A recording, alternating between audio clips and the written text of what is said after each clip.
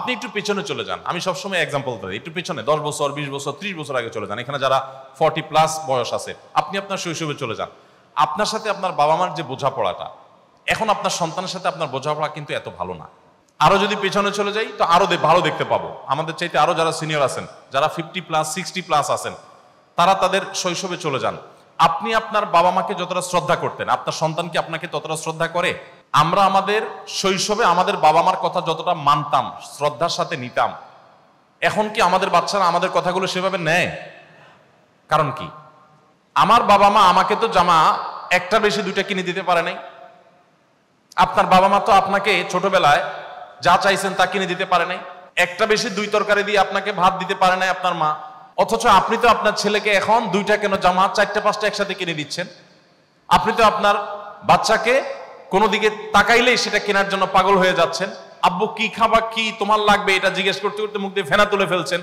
আপনার ওয়াইফ তো 1 তরকারি না 5 তরকারি দিয়ে খাবার দিয়েও বাচ্চাকে খাওয়াতে পারছে না। এত খাবার দিচ্ছেন, এত সার্ভিস দিচ্ছেন, এত কষ্ট করছেন, এত কিছু দিচ্ছেন, এরপরও বাচ্চা আপনার কৃতজ্ঞ না। আর আপনার বাবা মা এত কিছু দিতে পারেন না, কিন্তু আপনি তাদের প্রতি কৃতজ্ঞ ছিলেন। তাহলে তখন কি ছিল, এখন কি নাই, একটু মেলাবার সময় আমাদের এসেছে। কিছুই দিতে পারেন নাই তারা, কিন্তু আমরা তাদের জন্য পাগল পড়া। আর এখন এত কিছু দিচ্ছি, কিন্তু ওরা আমাদেরকে দেখতেই পারে না। একটু জোর করে কথা বললে তারা রাগ করে, এবার তাদের পায়ে ধরা লাগে। 3-4 বছরের পোলাপান, 5-6 বছরের পোলাপান, একটা বেশি 2টা ধমক দিলে এরপর মা বাপ তাদের কাছে সরি বলতে বলতে শেষ। ওর তেল মাখতে মাখতে মার দিন যায়, ওর তেল মাখতে মাখতে বাপের দিন যায়। কারণ ওর মুড অফ হয়ে গেছে, ও রাগ করছে, ও রুমের দরজা আটকে ফেলছে, সে রিয়্যাক্ট করতেছে। আমরা কোথায় চলে যাচ্ছি আমরা নিজেরাও ভাবছি না।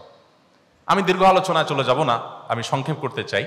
এই বিষয়ের যদি আপনি 10টি কারণ খুঁজে বের করেন, তার মধ্যে একটি কারণ এটা যে আপনার বাবা মা আপনাকে হালাল খাওয়াইছে, আপনি আপনার সন্তানকে ওই রকম সন্দেহাতীত হালাল খাওয়াতে পারছেন না। আপনিও হালাল খাওয়াচ্ছেন, বাট আপনার হালালটা আপনার বাবা মা যেরকম খাওয়াইছেন ওরকম পিওর হালাল আপনি দিতে পারছেন না।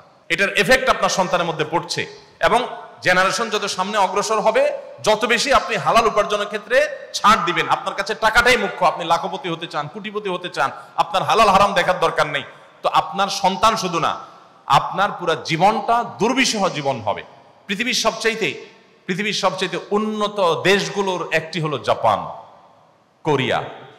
জাপান কোরিয়ান মানুষদের মধ্যে আত্মহত্যার প্রবণতা পৃথিবীর সবচেয়ে বেশি। ব্যাপার কি? সুখের সমস্ত উপকরণ আছে, তথ্য প্রযুক্তি, পরিবেশ, এনভায়রনমেন্ট। শুধু প্রকৃতি যদি দেখেন, যারা গিয়েছেন তারা জান এই সমস্ত দেশগুলোর যে প্রকৃতি, নেচার এত সুন্দর, মনে হবে যে প্লাস্টিক দিয়ে আল্লাহ তাআলা গাছগাছালাগুলো বানায় রাখছেন, এত সুন্দর। আর তাদের যে প্রযুক্তি, উন্নতি, সেটা তো আছেই জ্ঞানে বিজ্ঞানে, কিন্তু মানুষ সুখে নেই। আত্মহত্যা তো মানুষ সুখে চোটে করে না, ঘরে ঘরে আত্মহত্যা যে হচ্ছে, আত্মহত্যা যে ভয়াবহ অবস্থা, গোটা দেশ ধ্বংসের দিকে চলে যাচ্ছে। কারণ কি? সারা পৃথিবী, আমি নিজের চোখে যেগুলো দেখছি আমি সেগুলো বলছি, বাকিগুলো আমার শোনা কথা, বলা কথা। আর যেগুলো আমি ঘুরে ঘুরে ঘুরে ঘুরে সার্ভে করার বা জানার চেষ্টা করেছি সেগুলো আমি বলেছি। ভাইরা আমার, আপনাদের এই কথা বলার উদ্দেশ্য হলো যে আপনারা ব্যবসায় সিরিয়াস হবেন। আমি একটু আগেই বললাম, আপনার এই ব্যবসা শুধু দুনিয়ার ব্যবসা না, এটা আখিরাতের ব্যবসা। আপনার এই ব্যবসা দ্বীনি চেতনার জায়গা থেকে আপনি করবেন। আপনি একটা মুসলিম কোম্পানিকে দাঁড় করাবার চ্যালেঞ্জ করাবেন, আপনি একটা দেশীয় কোম্পানিকে দাঁড় করানোর চ্যালেঞ্জ নিয়ে আপনি সামনে আগাবেন। আপনি কি করতে পারলেন না পারলেন এটা বড় কথা না, আপনার উদ্দেশ্য কি ছিল এটা বড় কথা। আল্লাহ তাআলা সেটা দেখবেন, ওইটা দেখে আল্লাহ তাআলা আপনাকে বিনিময় দিবেন। আর এই কাজে সিরিয়াসনেস সাথে আপনি যখন কাজ করবেন, আমার সিরিয়াসনেস থাকবে, আমার চেষ্টা থাকবে, টাকা আমার আসুক আর না আসুক, হালাল আসা চাই। হারাম হলে আমার কোটি টাকারও দরকার নাই, হালাল 1 টাকাও আমি ছাড়বো না। আমার আটানা হলো তার জন্য আমি অনেক পরিশ্রম করতে রাজি আছি, সময় দিতে রাজি আছি, বাট যদি হারাম হয় আমার কোটি টাকারও কোনো প্রয়োজন নাই। ভাইরা আমার, এটা যদি আপনি করতে পারেন, আমি আপনাকে আল্লাহর উপর ভরসা রেখে আল্লাহর নামে শপথ করে বলতে পারি, আপনার পরিবারটা একটা জান্নাতি পরিবার হবে।